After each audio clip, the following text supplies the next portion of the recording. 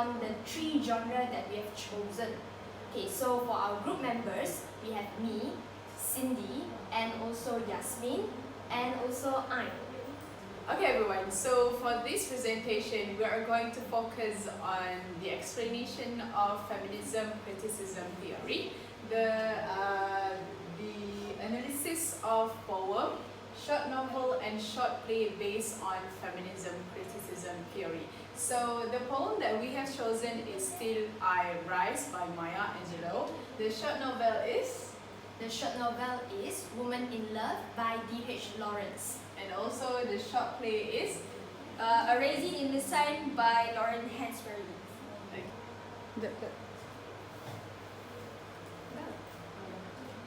So before we start, Cindy, do you know what is the meaning of feminism criticism theory? Feminism criticism. Okay, let me think. I think it has something to do with maybe oppression towards women?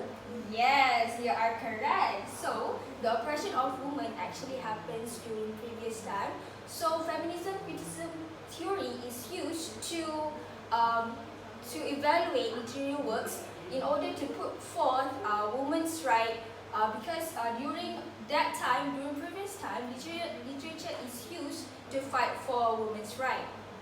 So, feminism criticism theory is one of the literary criticism along with post-colonialism theory and also reader response that asks the readers to consider the relationships and roles of both genders, male and female, in this world.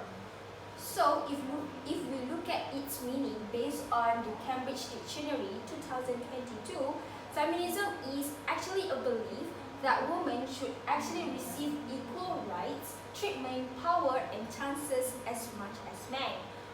So, according to Tyson 2006 in his book Critical Theory Today, a user-friendly guide, feminism criticism theory concerns on how literary works undermine the question of oppression of women in certain aspects, which includes political, social, psychological, and economic. Alright, so in literature, feminism criticism theory is used to interpret literary works in understanding and examining how women face different experiences in their life, which is actually much harder if compared to men. So this feminist lens actually offers us a worldview on how women should actually be treated by people from all around the world, including in the aspects of social, political, psychological, and economic context. This theory is very crucial in examining the elements in literary works that put forth gender issues as something to be taken seriously by the readers of the literary works and provide a social change to overcome this issue, because actually this gender inequality still happens in this modernization era as same as in the previous era, but only in today's world we cannot see it through our naked eyes. Okay, next we'll look into the 3 waves of feminism. Yasmin, before we look into the 3 waves of feminism, have you all heard about the waves of feminism? Yes, I have heard about this 3 waves of feminism. So it actually consists of 3 waves, and each wave actually fight for different aim and goals. So we will look into the 3 waves of feminism in details now. First, let's look at the first wave of feminism. So for this first wave of feminism, it is begin in the late 19th century and also continue until the early 20th century, which means the duration of the first wave of feminism is from 1848 to 1920. And for this first wave, the primary focus is actually to allow the women to vote and also secure their political rights. And it is closely linked to a suffrage movement. Okay. And there are some points over here, so let's look at it. So for the first wave of feminism, they fight for the right to vote, the right to education, and the right to own property, and also the right to be legally recognized as the independent subjects from their husband rather than their property. So as mentioned by Yasmin, she said that about feminism, sometimes women are not treated as the same as men. So yeah, this Wing. yes, this allows the first wave of feminism to be happen at that time. Alright, so next is the second wave of feminism. So as I mentioned earlier, each wave, it fight for different goals. So for this second wave of feminism, it started in the 1960s and until 1970s, and it focuses on the civil rights movement. So before this, women do not have the equal right for them to work, to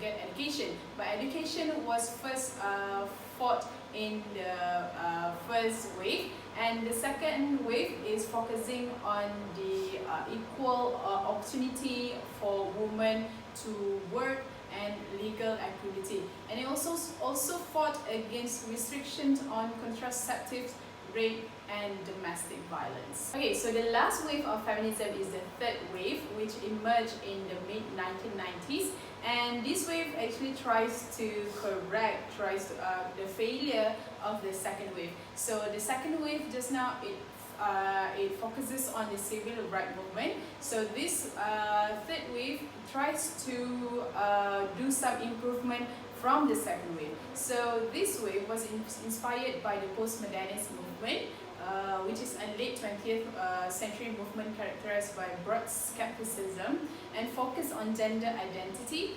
diversity of women and intersectionality. So women in this phase, they fought against the portrayal of women in media in terms of beauty, womanhood and also sexuality. Let's move on to the next part of the presentation, which is the analysis of poem based on the feminism criticism lens. So the poem that we have chosen is the poem Still I Rise by Maya Angelou, and this poem was created in 1978. So before I proceed, may I ask you guys, do you guys know Maya Angelou? Yes, I've heard of her name, but maybe not into the depth of her background. Okay, so what maybe basic knowledge that you know about her ethnicity? Do you know? She's from a black family, I guess. Yes, very true. So Maya Angelou is a black woman, and her ethnicity is she is African American woman.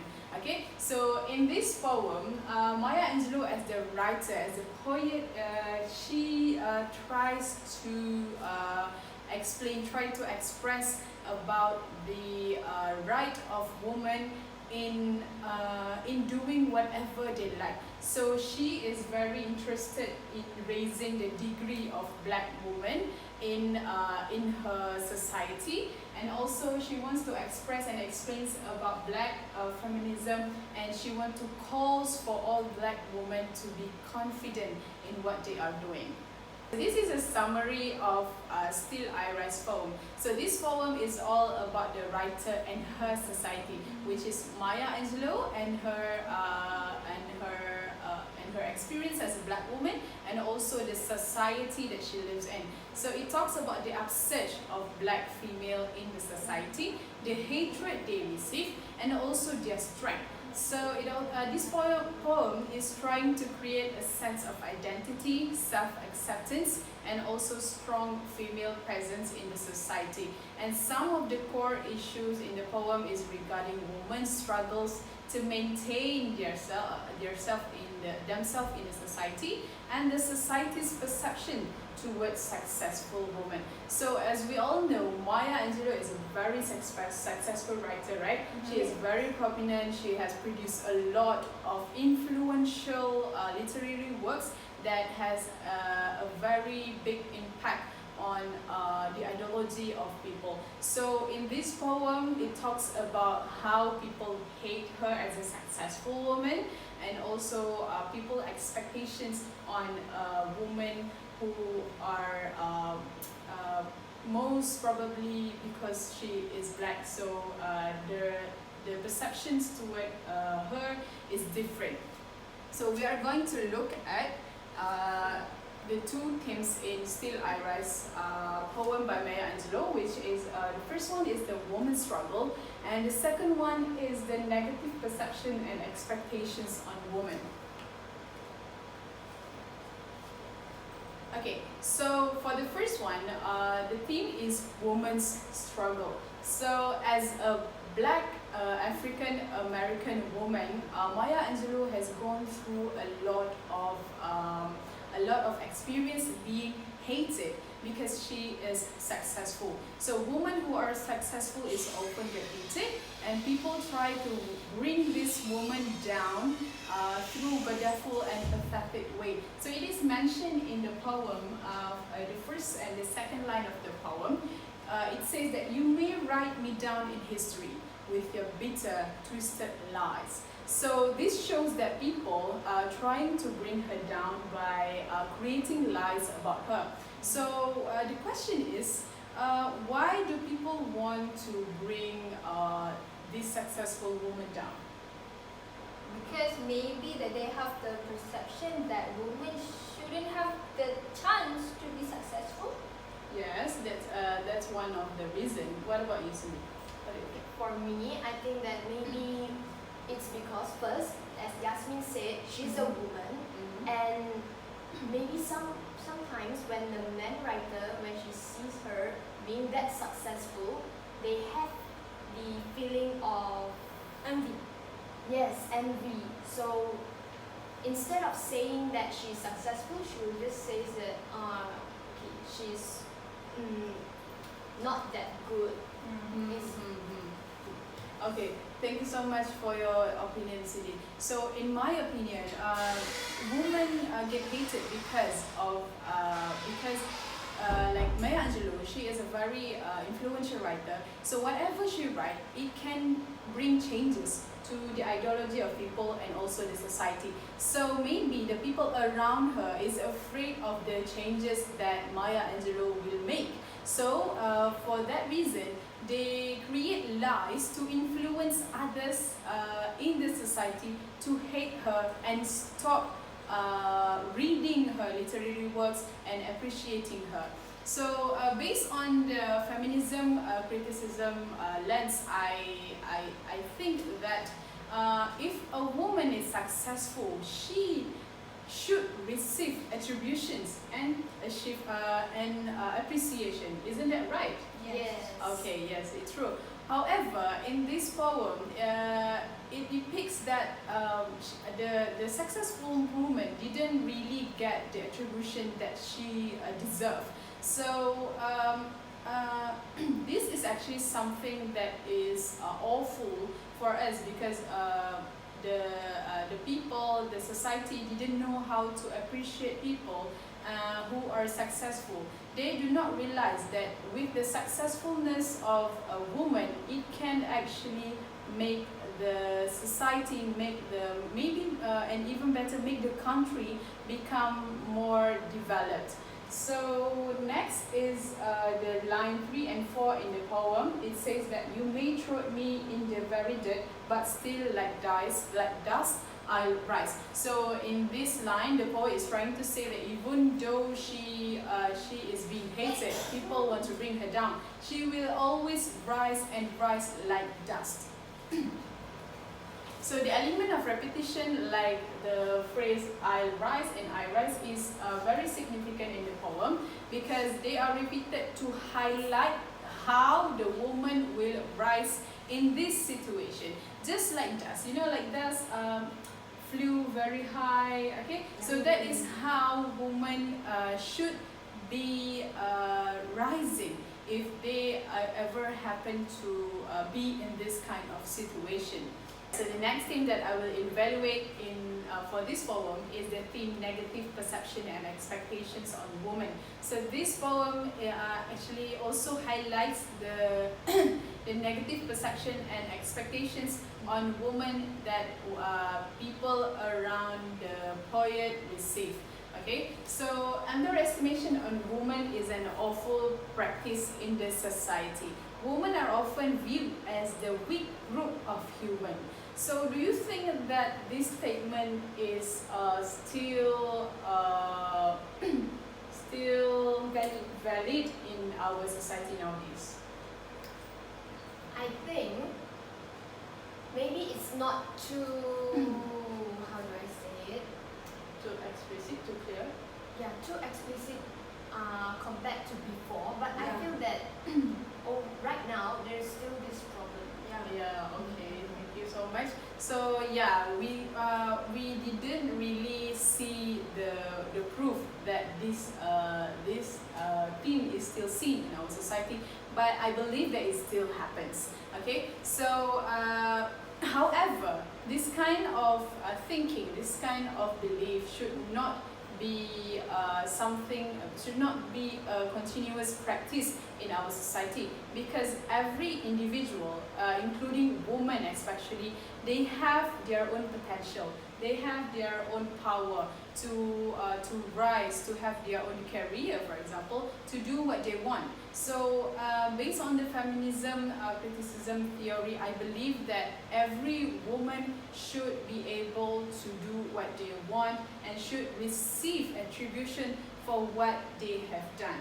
And in the poem, the poet thinks that maybe by only meeting people's expectation to be weak, people would stop hating women. As mentioned in line 13 to 16, did you want to see me broken?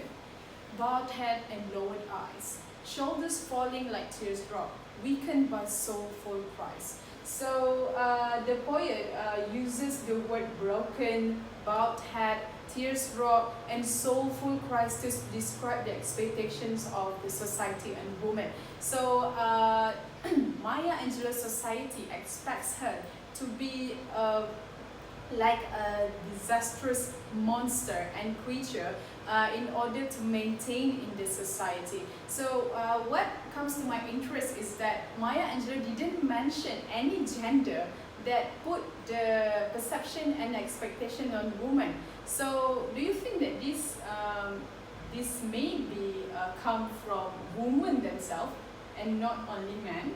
As I mentioned earlier, it is not mentioned in the poem whether women or men that put the negative perception and expectation on women. So this can show that maybe women themselves might also want to see other women become broken, because they do not want others to be more successful than them. So this kind of thinking and belief is something very The feeling of jealous. yes, the feeling of jealousy from women themselves and also from men is becoming a very negative thing to be practiced in the society. So in the poem by Still I Rise by Maya Angelou, it talks about how the people around her wants to see her broken in order for her to maintain in the society. Next, I'll continue with the analysis of short novel, which is Woman in Love by D.H. Lawrence. So, for our analysis, of course, on the feminism criticism. So before I talk about what is this novel about, let's look at the year that the novel published, which is 1920. So do you guys still remember, or maybe you can tell, which waves of feminism does it happen at that time? I think it's the first wave. Yes, the first wave. As mentioned earlier, the first wave happened on 1848 to 1920. Okay, so for this novel, Woman in Love, it is actually talking about the relationships between the two female protagonists and also to the two men that they fall in love with. And this novel actually resolved about the story of struggling in finding love and also from finding their identity.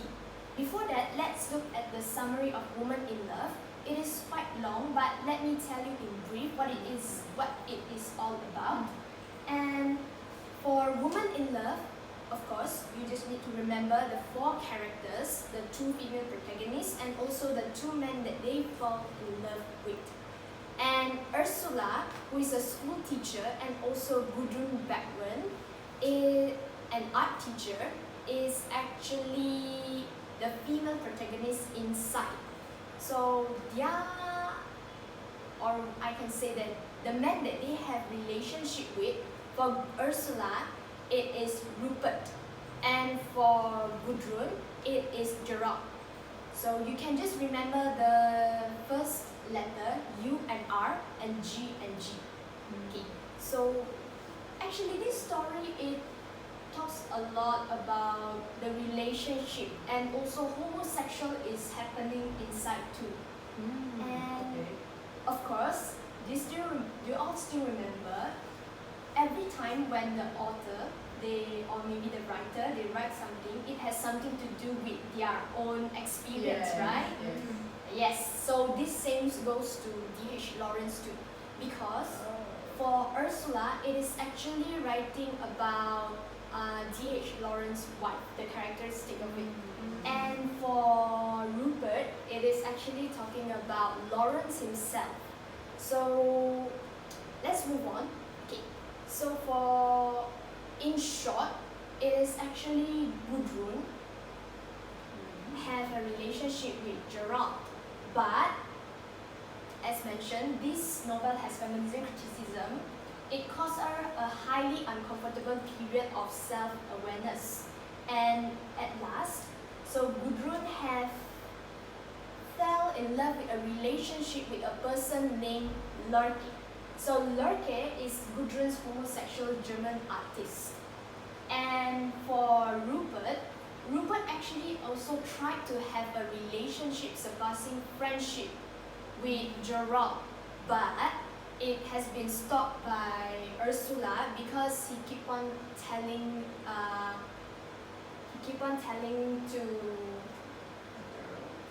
Gerald that only one marriage is enough. Yes. So at last, Gudrun follows Lurk, and Rupert, of course, follows with Ursula. These are the 2 themes that we found inside Woman in Love by D.H. Lawrence. The first one, the feminism criticism which happens inside, is male superiority over women, and also women are still passive. First one, male superiority over women. Of course, every time when we talk about feminism criticism, we cannot move away from something like gender inequality, yes, Sexuality. yes. So of course, male superiority is shown inside this novel. An example from the novel is in page 63. So the men, they have the privilege to actually swim naked in the lake, but whereas everyone can see it, but women, they are not granted permission. Yes. Or I would say that the women, they are not granted the freedom. So therefore, over here, it clearly shows that men, they actually have more rights than the women. And besides that, the superiority of male towards women are also explicitly shown when Ursula is hit by her father. Yes, when Ursula told her father that she's going to marry Rupert. When she's going to marry Rupert, her father actually hit her. And over here, Ursula actually told Rupert about this, but Rupert's reaction was calm. Yes, it's as if like women got hit by a man is something normal. So this is another example that we can find inside. Let's move on. So women are still passive.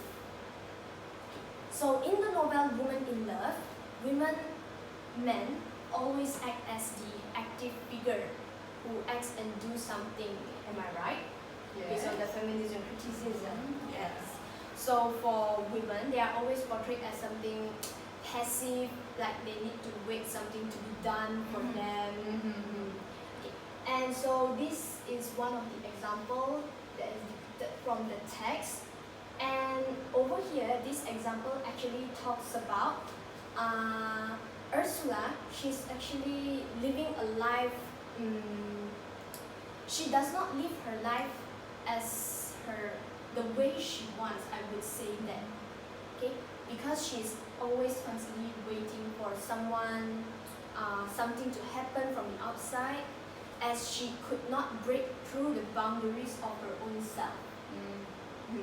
And the second example is that women are still passive because women actually in the novel is also seen as something as a typical female profession.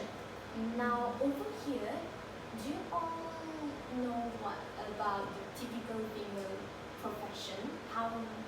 What is it about? Okay, I think in my opinion, a typical female profession is like how women should be, like what work, what thing that they can only do. For example, they can only like be in the kitchen, cook for the husband, Yes, doing things like that, doing house chores and so on. Yes, you are right. Thank you. So for this, a typical female profession is shown inside.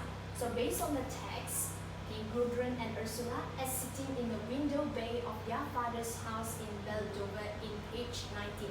So Ursula is stitching a piece of embroidery, whereas Gudrun, who is an artist, is drawing upon a board.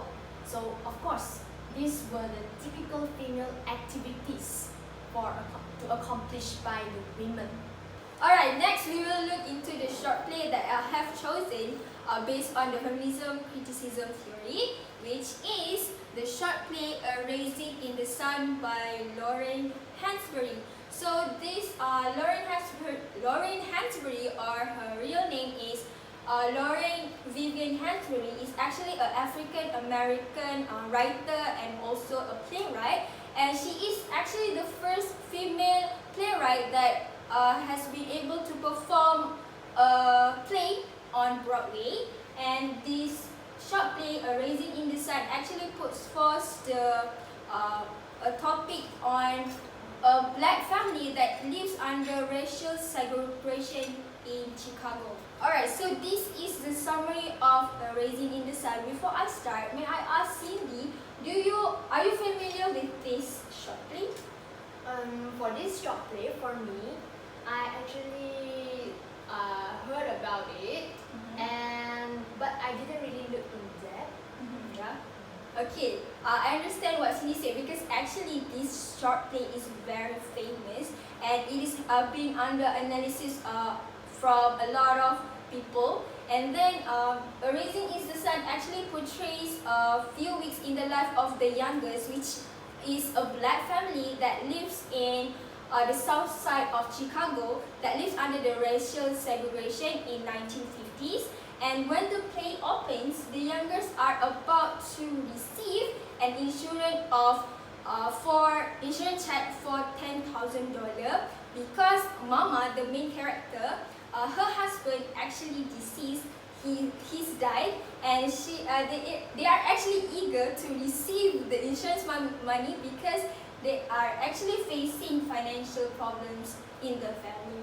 Okay, so this money comes from the deceased Mr. Younger's life insurance policy, and each of the adult members of the family actually has their own dreams to fulfill using the money. So we could see that they actually have their own intention in using the money for their own purposes. Okay, for example, the main character, Mama, her name is Lina. She actually wants to buy a new house for the family because they live in a very poor situation. So she wanted to buy a new home for their family, but her son Walter Lee actually wants to use the money to invest in a liquor business with his friend, and her daughter Benita wanted to use the money to continue her study in the medical course because she wanted to be a doctor.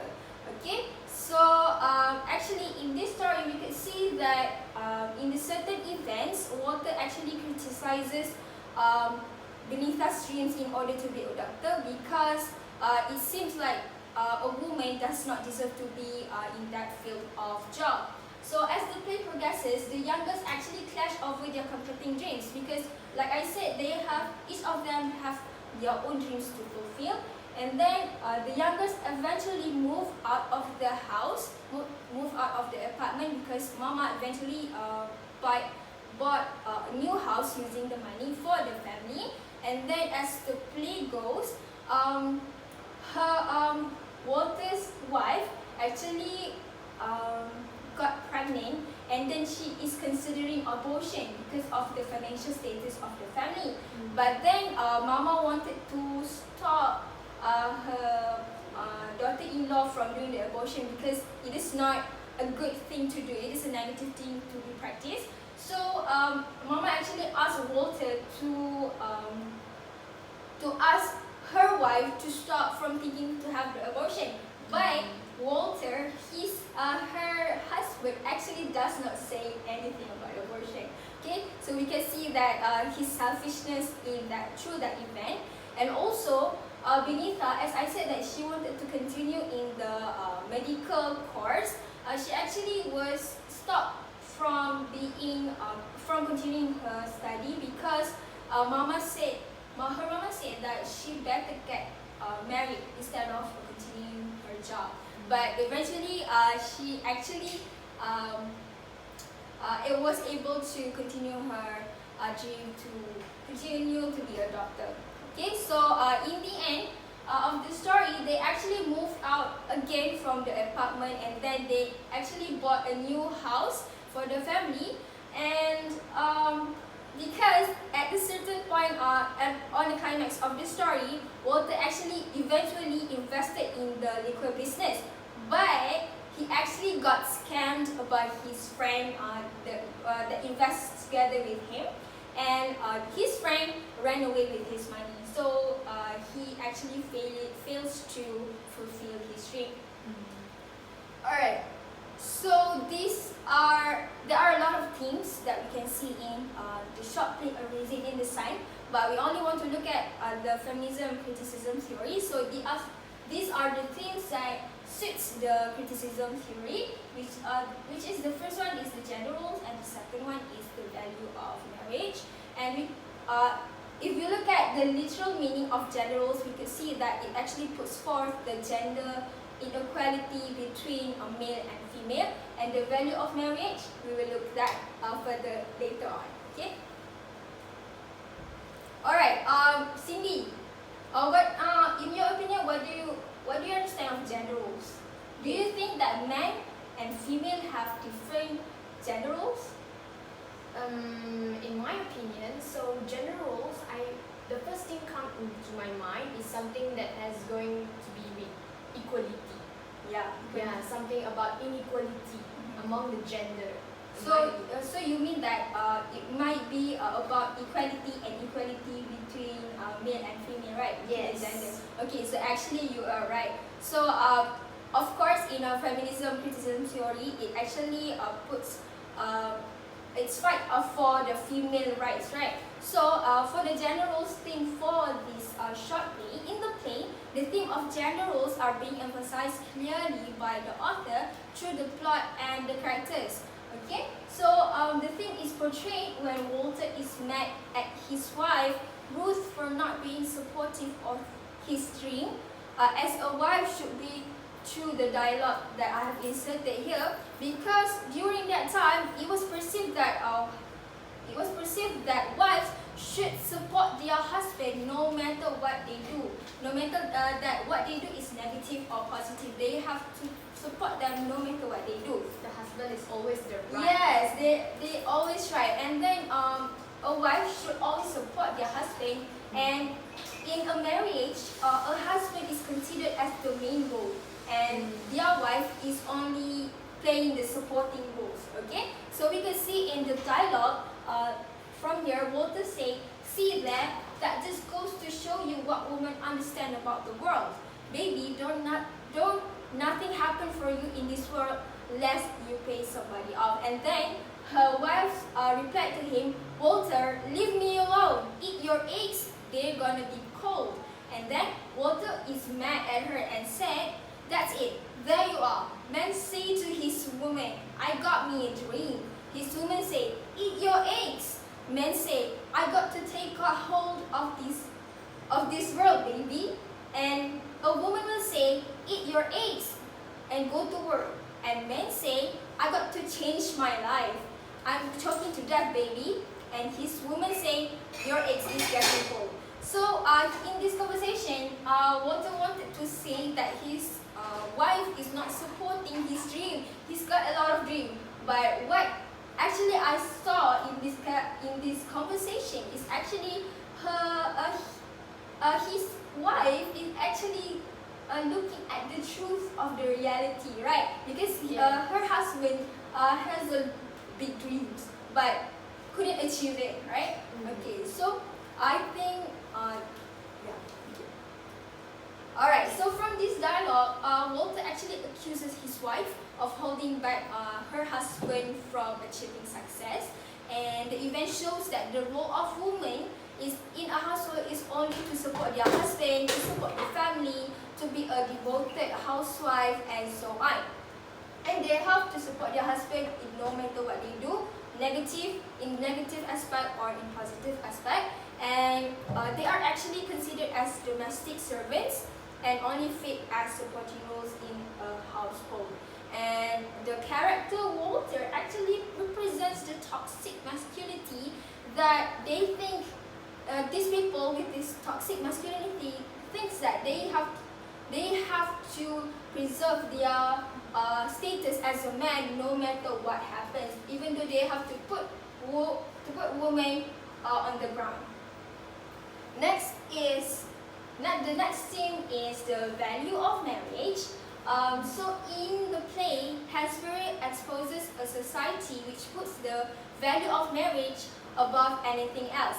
Cindy, I have another question for you. Yes, Yasmin. We are from different races, right? Like mine, I'm from Kaum Melayu, and then you are from Chinese, right? So may I ask, in your culture, how do you see marriage? In my culture, how do I see my marriage? In what aspect, actually? Like maybe we know that exists the fixed marriage, or in our previous culture, right? So in your culture, does that still practice in the Chinese culture? Okay, so for this, about the fixed marriage, if it were to be the generation maybe for my grandmother, maybe it's still practiced, but for my case, in my family, we actually don't really practice it, but I'm sure that there's still some cases on this fixed marriage. Okay, so you think that it is still happening into this world, but Yes. it's not very common now, right? Yes, it's not very common.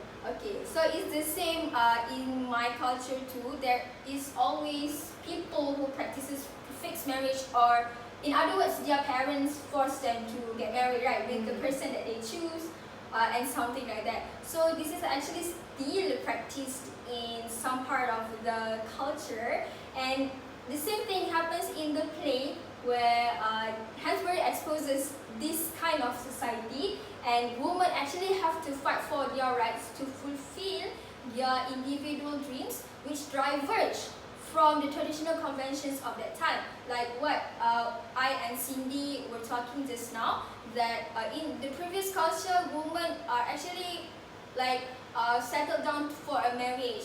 They don't have to have a job, and they don't get a chance to fulfill their dreams. So in this short play, Lauren Hansberry wants to expose the society that forces these women to accept marriage instead of fulfilling their dreams. And then this can be seen through the character Benita faces challenges in fulfilling her dreams to be a doctor, and she actually refuses to get married as expected from her brother Walter. So her brother is actually belittling her dream to be a doctor because he perceived the profession is actually a male-dominated profession, and because of his sister is female, she is not suitable for the job.